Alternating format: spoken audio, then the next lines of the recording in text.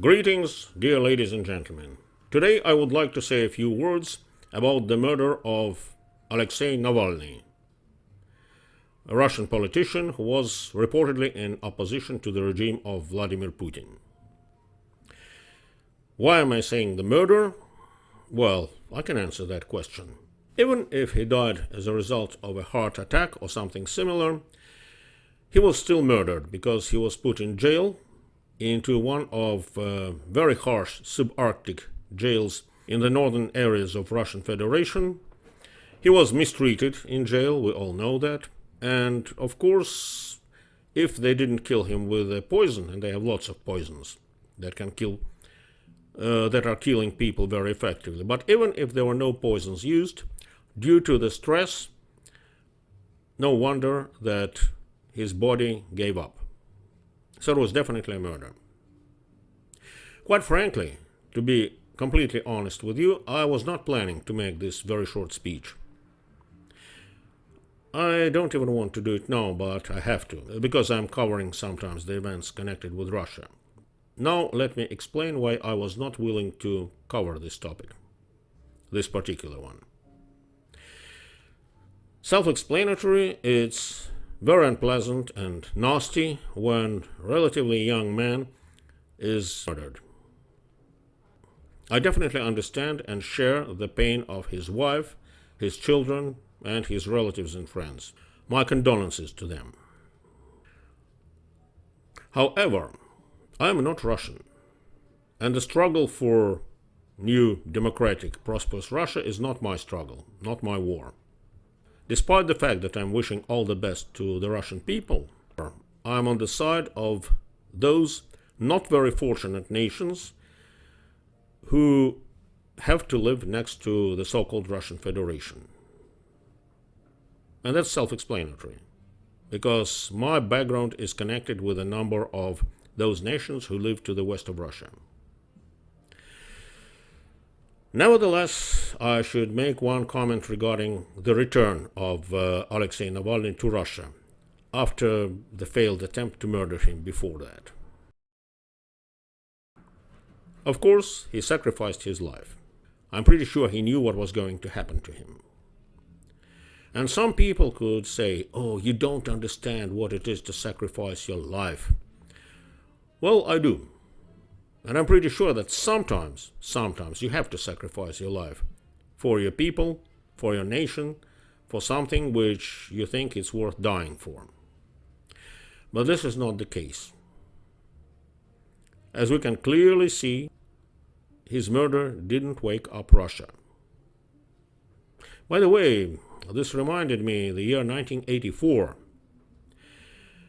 when communist secret services of Poland, at that time Poland was a communist satellite of the USSR, the secret servicemen of communist Poland murdered Catholic priest Jerzy Popieluszko.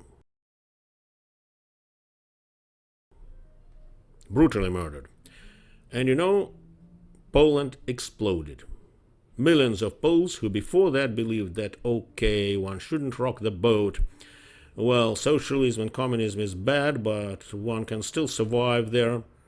All those people just rebelled like one man. They said, enough is enough.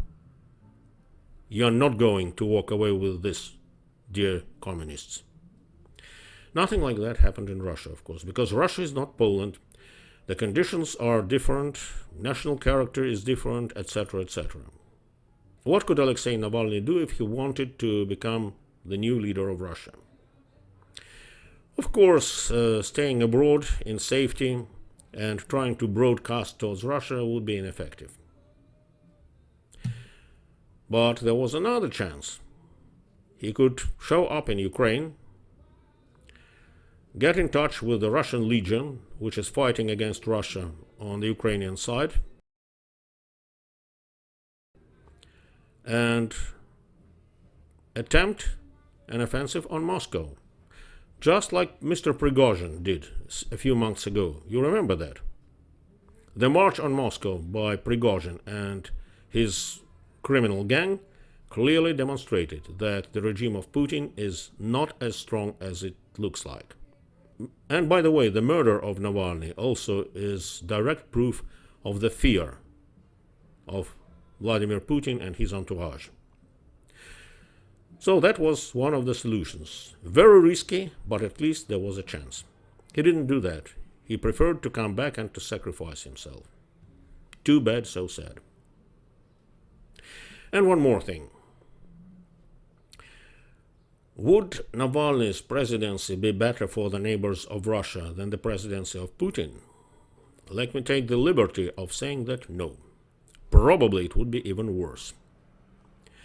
We all know the attitude of the belated Navalny towards Ukraine, Georgia, some other neighbors of Russia.